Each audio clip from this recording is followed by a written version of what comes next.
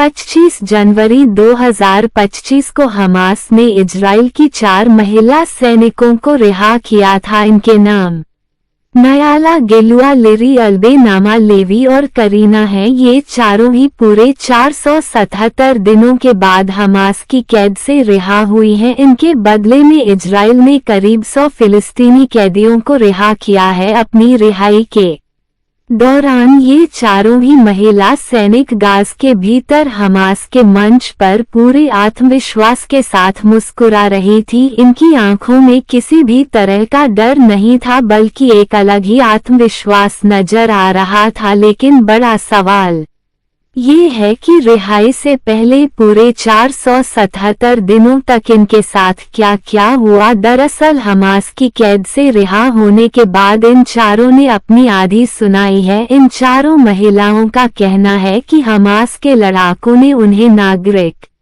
Apartment और सुरंगों में रखा, जहां पर साफ सफाई की कमी थी और अक्सर वह लंबे समय तक नहा नहीं पाती थी। उन्हें हमास के लड़ाकों के लिए खाना पकाने और सफाई करने के लिए मजबूर किया जाता था। कभी कभी तो उन्हें खाना भी बहुत कम मिलता था। इसके अलावा हमास की कैद में उन्हें मीडिया यानी रेडियो सुनने के लिए दिया जाता था, जिसके जरिए वह अपने परिजनों की आवाजें सुन पाती थी। और कई बार इन चारों बंधकों को एक साथ रखा जाता था और कई बार इन कैदियों से हमास के लड़ाके जबरन अपने बच्चों की देखभाल तक कराते थे। हमास की कैद के दौरान उन्होंने अरबी बोलना तक सीखा। इसको लेकर इजराइल के पब्लिक ब्रॉडकास्टिंग कॉरपोरेशन का कहना है कि चारों बंधकों को इजरायली बंधक आगम बर्गर के साथ रखा गया था। बता दें कि आगम को तीसरे चरण की रिहाई में रिहा किया जाना है और हाल ही में इन चारों को आगम से अलग किया गया था। हालांकि कैद के शुरुआती दिनों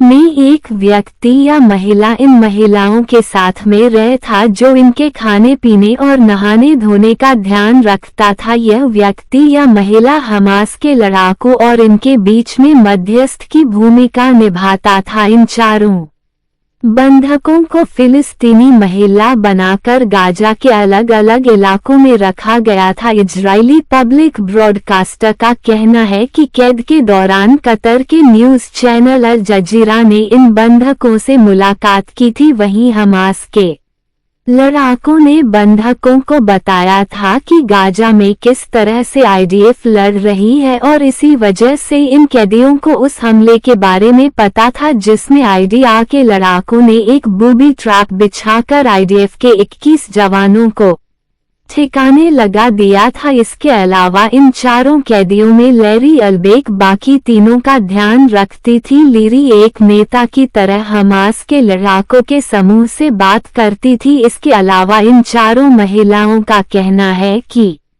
रिहाई वाले दिन हमास के लड़ाकों ने हमें शर्मसार करने के लिए गाजा में एक मंच पर भेजा, लेकिन उनकी यह कोशिश नाकाम रही। हमने स्टेज पर दिखा दिया कि हम उससे कहीं ज्यादा मजबूत हैं। वही इजराइल के कैसेट नेटवर्क का कहना है कि अगवा की गई कुछ महिलाएं गाजा के भीतर हमास के कई सीनियर नेताओं से मिली हैं और गाजा में कई बार ऐसा मौका आया जब उन्हें भूखे पेट तक रहना पड़ा। इसके अलावा कई मौकों पर आईडीएफ ने उनके बेहद ही करीब हमले किए। उस वक्त इन्हें ऐसा लगा कि कहीं यह आईडीएफ के हमलों की चपेट में न आ जाए।